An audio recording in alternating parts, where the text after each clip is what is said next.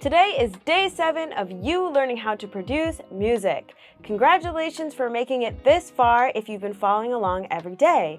If not, please go back and watch the first 6 videos. Today, I'm going to teach you how to arrange your 8-bar loop. Let's jump right into Logic Pro and get started.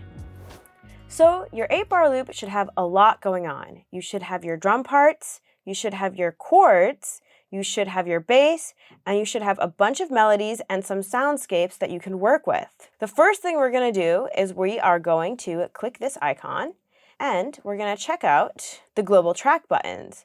The main ones we want to use are the marker and the arrangement markers. So I'm just going to right-click here to uncheck off signature and uncheck tempo.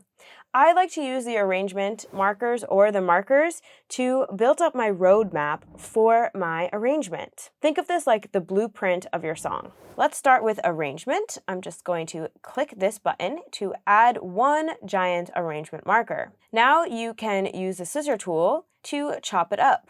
I like to chop it up into 4 bars. So each marker is going to have 4 bars. The reason I do this is because it's visually easy to see my whole track. And for every 2 to 4 bars, we want to add something or take something away. So let me just quickly chop it.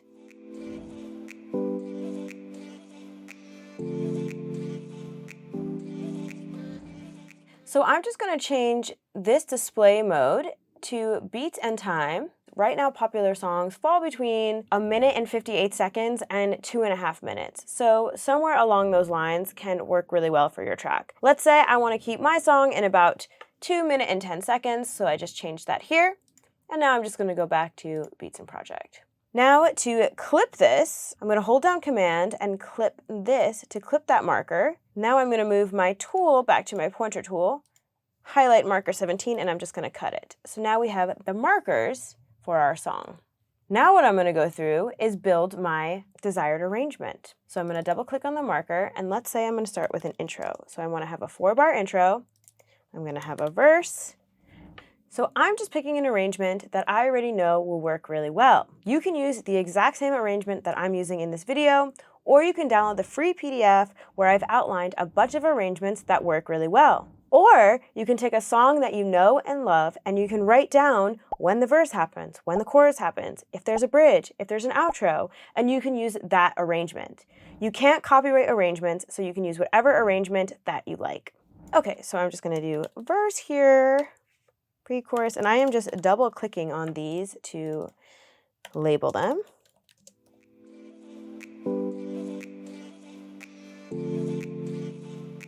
So you can see I have labeled it, and now I want to color code it. Time is money, so the easier you can see your track, the better you will be able to produce it, and the faster you'll be able to produce it. So I'm just going to go through and press Option C to open up my color palette, and you could just pick whatever colors you want, but keep the same for the verses, the pre-chorus, and the chorus. So for the intro, I'm going to do red. For the verse, I'll do yellows. Why not? For the pre-chorus, I'll do orange, and for the chorus, I will do green.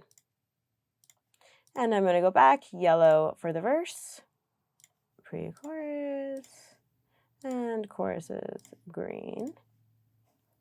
And I'll actually keep the outro red because a lot of times the intro and outro are very similar. Great, so now I have my roadmap to build my song. So now what we're going to do is very straightforward, very easy.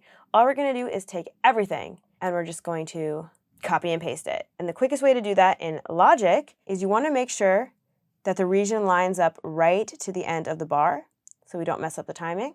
And you're just going to press Command R, Command R, Command R, Command R, Command R, Command R, Command R.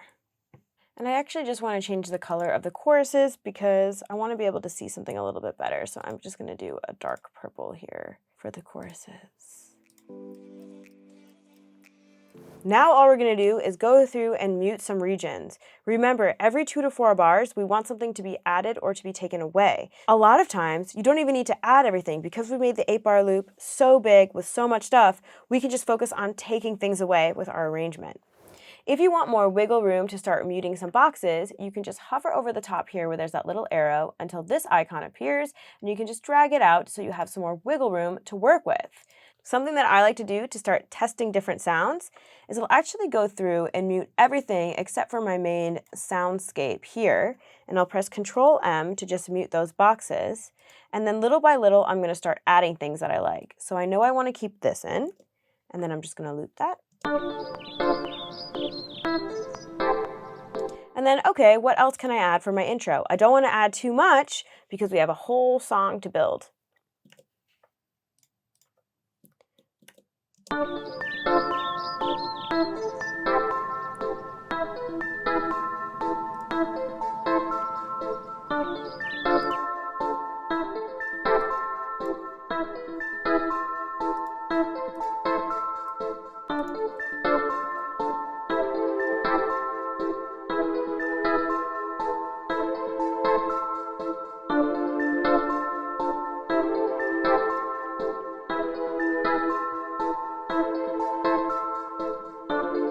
Okay, yeah, I think I'll keep that for the intro.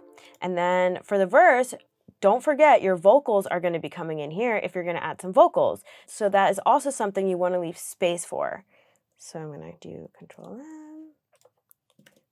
M, and I'll have that one in. I'll have these. I'll have these.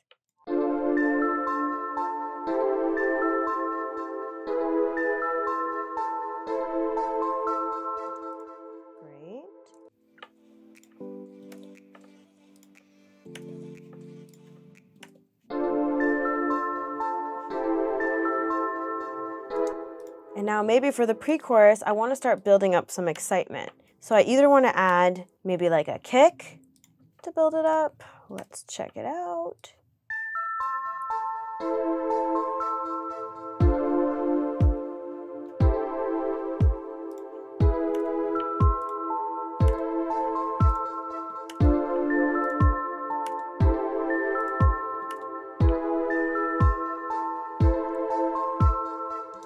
I'm liking how that's sounding so far. So now I just got to decide which melodies I want to use for the chorus. I'm going to go one by one and start unmuting the ones I want. So I'm going to solo this. You can quickly loop by clicking a region and selecting U.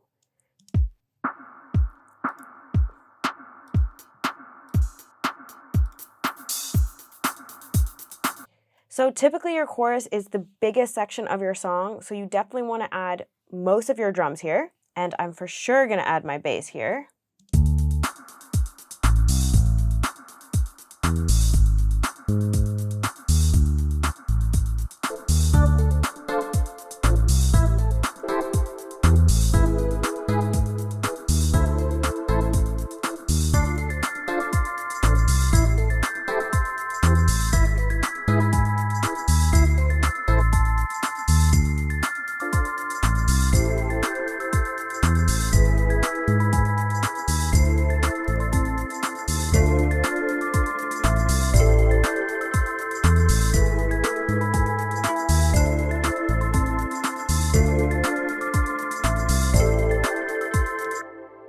So you can see how I'm going through and adding things and taking things away, trying things out and messing with it. This is definitely going to take some finessing, and I'm doing this all live.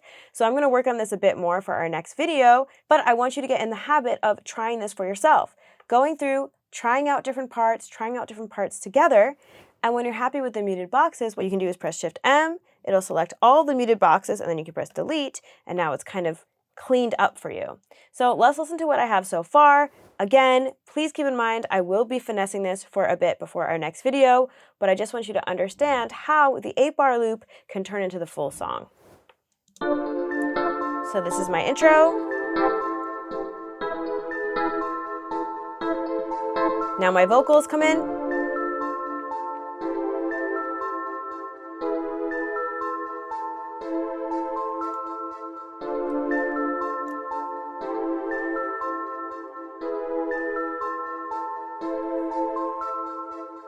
Now the pre-chorus, starting to build momentum.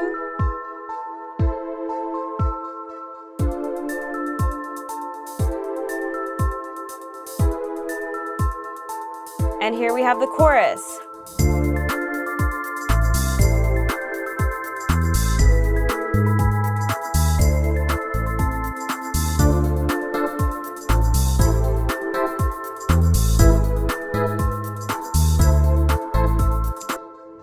now probably what I would do, once I'm happy with that flow, which for now I am, I would actually take all of these, boom, and I would just move it over here. We can save that for later. And then I'm just going to copy and paste this section, hold down Option, drag, so it'll copy and paste, and bam, I pretty much have my template to keep going. And then of course I can pull from here to add different parts and different pieces of the track. Your task for today is to turn your 8-bar loop into a full arrangement. You can download the free PDF in the description showing you typical arrangement types. Subscribe to my channel and I'll see you on day 8 where I'm going to show you how to add transitions. See you there.